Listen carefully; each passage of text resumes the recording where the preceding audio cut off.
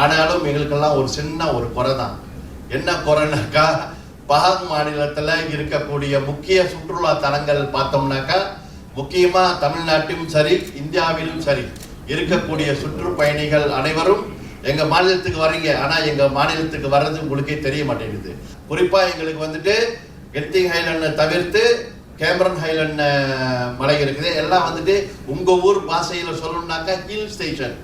இந்த ஊட்டி கொடைக்கானல் மாதிரி வந்துட்டு கேமரன் ஹைலண்டை கென்டிங் ஹைலண்ட் ஃப்ரேசர் ஹில் நான் முதல்ல ஆங்கில உரையில் சொல்லும் போது இருந்தது போல அது மாதிரி நிறைய 3 முக்கியமான தீபகற்ப மலேசியாவில் இருக்கக்கூடிய முக்கியமான 3 ஹில் ஸ்டேஷன்னாக்கா இந்த கேமரன் மலை, Genting Highland and Fraser Hill. உங்களுக்கெல்லாம் வந்துட்டு தெரிய மாட்டேங்குது. ஆனால் கென்டிங்கோட நீங்கள் திரும்பி போயிடுறீங்க.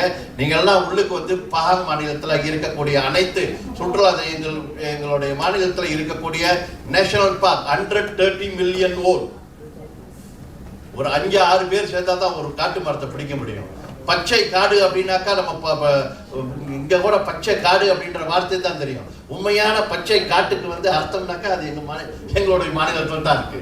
நீங்க எல்லாம் அதை வந்து நேச்சர் அதெல்லாம் வந்து எக்ஸ்ப்ளோர் பண்ணணும். அதெல்லாம் நீங்க வந்து இங்க உள்ள மக்களுக்கு தெரிவித்து எங்களுடைய மாநிலத்தில் இருக்கக்கூடிய இந்த முக்கியமான சுற்றுலா தலங்களை காண வர வேண்டும் என்பதுதான் எங்களுடைய மலேசியாவில், குறிப்பாக தீபகற்ப மலேசியாவில் இருக்கக்கூடிய மாநிலங்களிலேயே மிகப்பெரிய மாநிலம் பஹாங் மாநிலம். எங்களுடைய மாநிலம்.